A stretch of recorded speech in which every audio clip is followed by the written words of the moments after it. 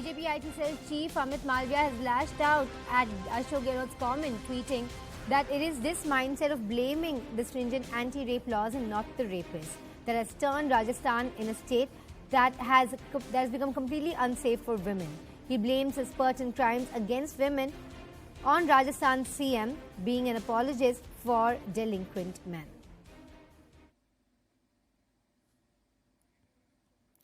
We're joined by Bhavani Deora on the phone line. He has been reporting on this story. Bhavani जी, अब अमित मालविया ने भी बोला है कि इनकी जो स्टेटमेंट है वो विक्टिम पे वो रेपिस्ट को ब्लेम नहीं करती है बल्कि लॉ को ब्लेम करती है। और ये वैसे भी ऐसा कोई लॉ नहीं है। वो कठुआ उन्नाव के बाद पॉक्सो को चेंज किया गया था और जो बच्चे थे उनका जब रेप हो रहा था उसके लॉज को चेंज किए गए थे। तो ये कौन से लॉज के बारे में बात कर रहे हैं? और जैसे कि आप पहले भी बोल रहे थे, ये लगातार ऐसे स्टेटमेंट्स करते आ रहे हैं रेप के बारे में। पहले उन्होंने बोला है कि मर्दों का प्रदेश है तो रेप होगा, और उन्होंने बोला कि 90% रेप केसेस फेक हैं, और अभी भी उन्होंने ऐसा एक शॉकिंग रिमार्क बोला है। देखिए शिल्पा, राजस्थान के अंदर क्योंकि जो रेप के मसले हैं वो सबसे ज्यादा हैं एनसीआरबी के आंकड़ों के मुताबिक भी, और खासतौर पर जो माइनर बच्चियों के साथ रेप के मसले ज्यादा है। उसके बाद में जो उनकी हत्याएं हैं वो भी काफी ज्यादा बड़ी है। तो एक लॉ एंड ऑर्डर की बड़ी चुनौती है। राजस्थान में chief minister Ashok Gehlot home minister है और लगातार इसको लेकर वो कटघरे में रहे हैं। बीजेपी लगातार आरोप लगाती रही है कि राजस्थान में महिलाएं सुरक्षित नहीं है और लॉ एंड ऑर्डर मजबूत नहीं है। ये सवाल लगातार उठते रहे। अब ये जो जिसको लेकर उन्होंने सवाल उठाया है, अब दो सवाल खड़े हो रहे हैं। एक तो ये है कि आप कैपिटल पनिशमेंट, खासतौर पर जब ऐसे मामले आते हैं तो लगातार ये मांग होती आई है और राजस्थान में इवन कांग्रेस भी मांग करती आई है कि जो आरोपी है जो माइनर के साथ रेप करता, बच्चियों के साथ करता, उसको जल्दी से जल्दी उसकी ट्रायल हो और उसके बाद में उसको फांसी की सजा मिले।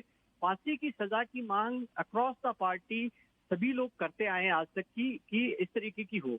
और अब क्योंकि जब अशोक गहलोत ने ये स्टेटमेंट दिया, अब कांग्रेस सफाई ये दे रही है कि उन्होंने जो कहा गया उसको गलत कॉन्टेक्स्ट में समझा गया, वो फिगर्स के आधार पर बात कर रहे हैं। लेकिन ऐसा पहली बार नहीं है। अशोक गहलोत ने कुछ वक्त पहले एक ये भी कहा था कि जो रेप के मामले हैं जिसके अंदर जो फर्जी ज्यादा एफआईआर होती है, उन्होंने कहा कि इन्वेस्टिगेशन के अंदर आया तकरीबन 60 से 70% मामले फेक भी पाए गए। तो वो उन्होंने जस्टिफाई करने की कोशिश की कई बार। पहले ये जस्टिफाई करने की कोशिश की कि रेप के मामले जितने दिखाए जाते हैं उतना हो नहीं रहा। अब ये कहने की कोशिश की कि अगर कैपिटल पनिशमेंट, फांसी की सजा जो दी जा रही है उससे इस तरीके की जो हत्या की घटनाएं बढ़ रही है। दोनों को लेकर चीफ मिनिस्टर इस वक्त जो विपक्ष के निशाने पर है। जी, और और क्या रिएक्शंस आ रहे हैं, पॉलिटिकल रिएक्शंस ये स्टेटमेंट के बाद?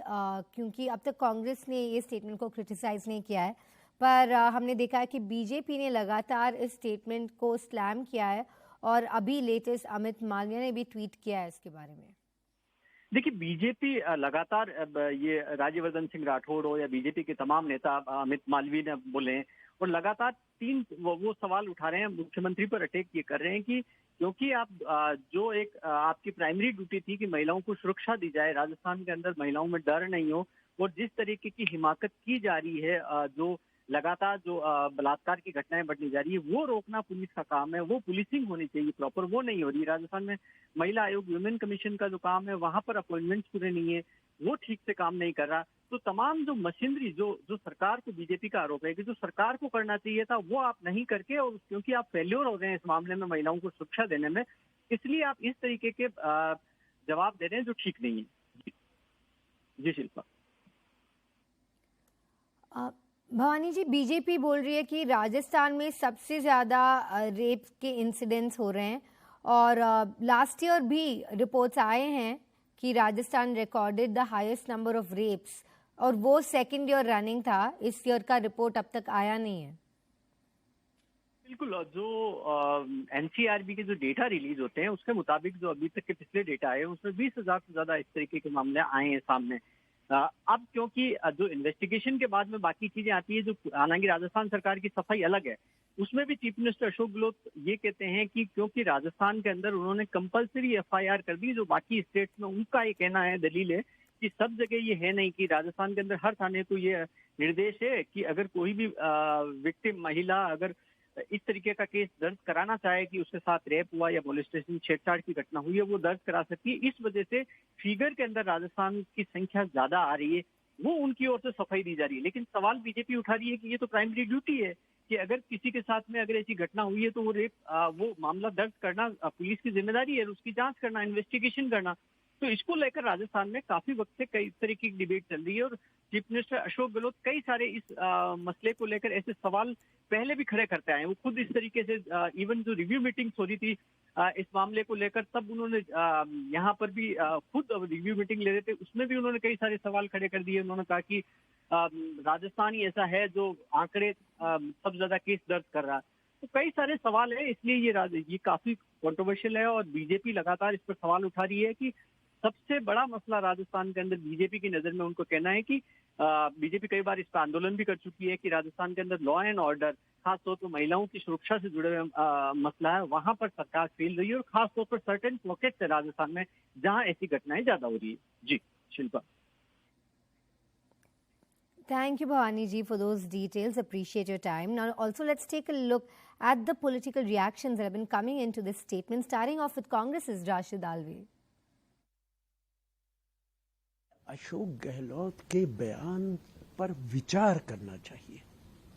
सीनियर लीडर है, कितनी बार मुख्यमंत्री रहे, रेप की सजा मौत है और कत्ल की सजा भी मौत है। एक आदमी को आप दो मौतें नहीं दे सकते। जो आदमी रेप कर रहा है वो ये सोचता है कि अगर हत्या कर दी गई तो शायद उसकी जान बच जाएगी, चूंकि सजा तो एक ही मिलेगी। यही मकसद है अशोक गहलोत का कि बजाय इसके कि विपक्ष पे उंगली उठाए, उनके विचारों पर विचार करे। Once again, the Congress party is doing Balatkari Bachao Andolan. Mr. Ashok Gehlot, where he blames the strict rape laws and not the rapists for the murders that take place after rape, shows the mindset of the Congress party. They want less strict laws, less stringent laws, gentler laws for the rapists. Why is their heart beating for the rapists and not for the women who are suffering? And women today are saying that forget ladki hu lad sakti hu. The slogan in Rajasthan is ladki hu kya bach sakti hu.